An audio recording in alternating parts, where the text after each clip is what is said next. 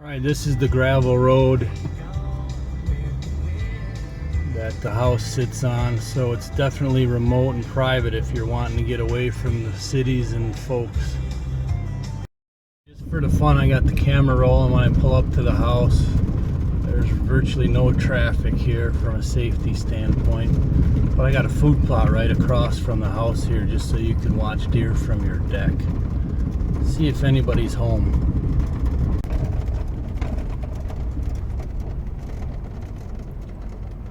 Nobody in there right now. And there's a look at the house.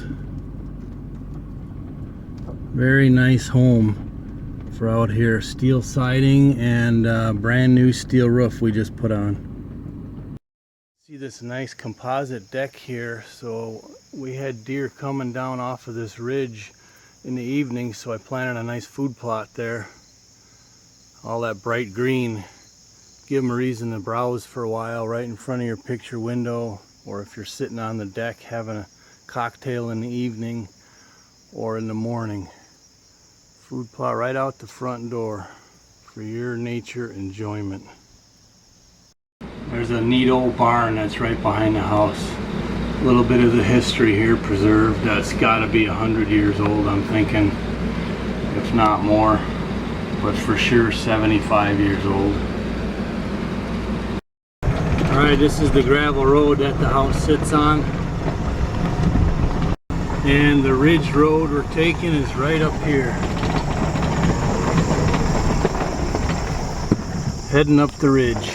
Down here by the house, it's all hardwoods. There's the house right there. And here's the road that comes up behind the house. But you can see this is all hardwoods here. Alright, nice oaks, but when we get to the top of the ridge, it's going to be overgrown field, which is where I got my food plots. And it's tremendous bedding up there. I'm confident we'll have some deer on camera. Got one little bit of a steep spot here. It's still all hardwoods, but this is where it transitions to the overgrown field up on top of the ridge.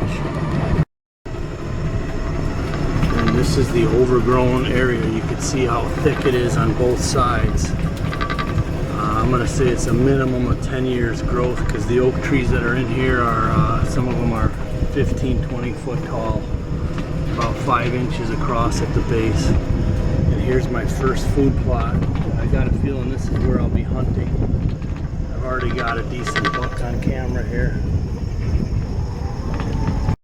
Alright, this is the first micro plot. It's up on top of the ridge. It's greened up really nicely. And I like this one because there are some trees you can hang stands in here, but this is the watering hole right here, a nice sized pond. So I got a feeling I'll be hunting here, even in the ground blind. But it's just a thick wall of impenetrable cover all the way around, and I know the deer are bedding up here. Alright, this ridge road goes like this for probably a half mile, but you can see the size of some of these oaks in here. Some of these are probably 8-9 inches at the base, and there's a good mix of cedars in here also amongst the brush. So there's all various stages of growth here, which is excellent for deer habitat. Alright, this is my second micro plot right here. Greening up nicely. I left that oak right there in the middle because I'm pretty sure that's going to become a signpost, a community scrape. I wish I'd have brought some scrape material, some urine or whatever with me, but I didn't. But this is the second ridgetop plot. And I got another small ridgetop plot that's pretty close to that last one. It's actually closer than I intended, but it was so thick in here I didn't realize it. However, you can play them in between here. You could hang a stand up in one of these taller oaks or hunt them separately, you know, with two different winds. It gives you more options that way. But this is a little pocket plot, greening up very nicely. This is setting up real nice for this hunting season. You could see there's a real good mix of cedars in these thickets and oaks and brush coming up. Okay, these cameras are all starting to light up. The first week I didn't hardly have any pictures, and now I'm getting 50 and 100. Keep in mind that this road system and these food plots are only 3 weeks old. Literally 3 weeks old. Put all these plots in, so the deer are just learning of their existence, and they're just learning, hey, this is yummy food that I can't find anywhere in my range. That's what you want. Okay, then there's a high line here that runs through part of the property to the north there, and then the south there. And I keep going here towards the east on the ridge top, and the plot that I planted all the way at the far edge of the property is quite a distance from the first plot, and I separated them by design, because you could theoretically have a dominant buck all the way at this end of the 120 and that first one we looked at. And this one here is a little late blooming, but greening up nicely also. Here you could see the size of the oaks here. Again, that's probably a 20-footer. Some thicker, and then you could see they start getting taller as the ridge goes down to where it's woods, but this is overgrown field here. This is the 4th ridge top plot. I'm really looking forward to pulling the cameras. 150 on this one. Good deal. Alright, instead of running back through that ridge road, I'm going to run down the power line, which I got a trail mode all the way down to the road. It'll pop back out down there. Okay, so you can see as the ridge starts dropping, now we get to the more mature hardwoods. So if you're a hardwood hunter and you like tree stands, there's plenty of spots with mature timber dropping acorns. But then you also have the overgrown areas that are excellent bedding. And this is where it drops down back to the road at the east end of the property. Now the house is towards the west. Alright, and then there's one property between the 80 and the 120. It's this little farm. It's a nice young couple with, I think, 3 girls. Good people to have as neighbors. And in my estimation, if you bought this whole thing, it's nice to have 2 separate parcels, yet literally, a quarter mile apart from each other, because you're actually going to be hunting different deer on each parcel, as well as each end of the 120. So the road literally dead ends right behind me here at the farm, and this is where the 80 starts here. No road frontage actually whatsoever, except for right up to the gate here. It's what you want for privacy. Okay, at the front I got a little parking spot mode here, and the road goes all the way through from west to east. In the front here there's an old storage building. I got a trail mode up to that. You could use that to park 4-wheelers and whatnot in. Close it in pretty easy if you wanted to. And it's up towards the front of the property.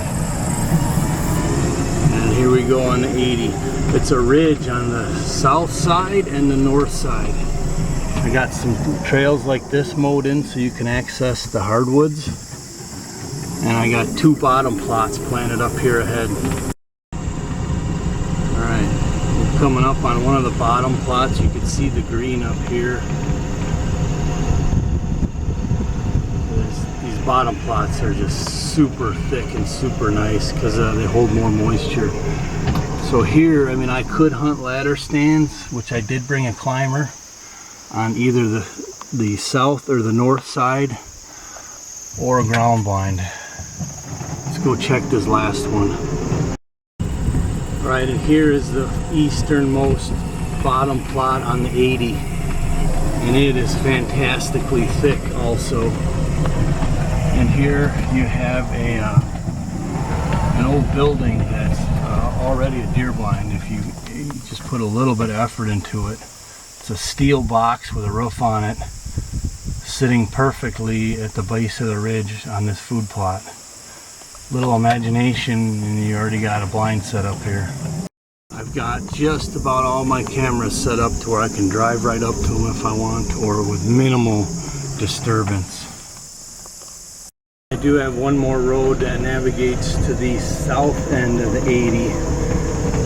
It follows the fence line down to the corner, and this is the property that on the east and north, that way and that way, is all Corps of Engineer remote forest. Alright, checking out the cameras. The first card, there is a buck on it, and it's a little blurry, but it's at 7:15 p.m. at that first food plot. Let me see if I can show you.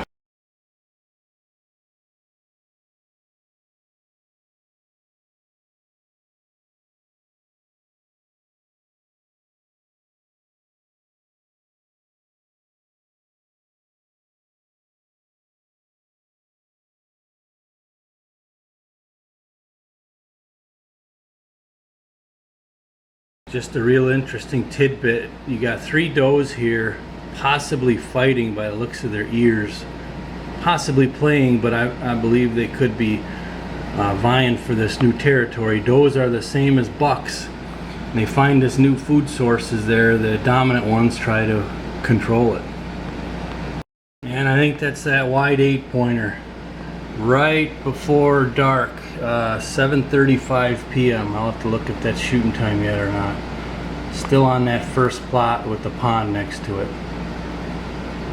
There's that buck some more. Looks like he's rubbing that branch there already.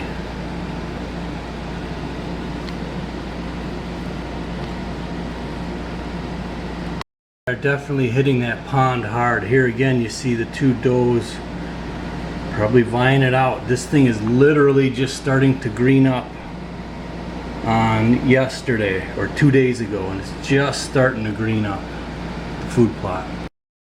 Good news is you could see that these deer are already browsing these food plots during daylight hours, and they're just greening up, so that trend will continue throughout the season. Okay, here's a real quick look at the house. Just had all the ceilings painted. We had the carpets all cleaned. It's pretty much an open concept. All the fireplaces have been converted to gas. We got this huge bank of windows there where you could see out into the woods.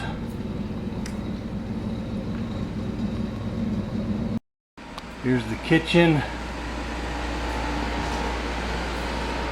And a dining room right here that looks out into the front there where I got a food plot planted. And here's a more formal dining room here.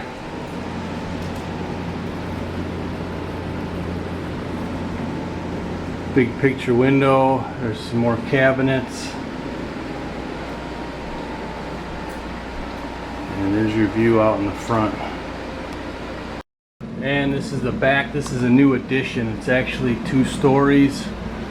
There's a second bathroom here with a shower and a washer dryer, and then there's a bedroom right here, a back storage room. That door goes to the carport. And then the upstairs is a big open loft. Again, this is, I think it's only 10 years old, this new addition. It's a very large open area. It would be a great loft for deer hunting or for kids to have a room up here or whatever you decide. And back there, there's the road right there that takes you right up the ridge where I'm going to go scouting here in a few minutes.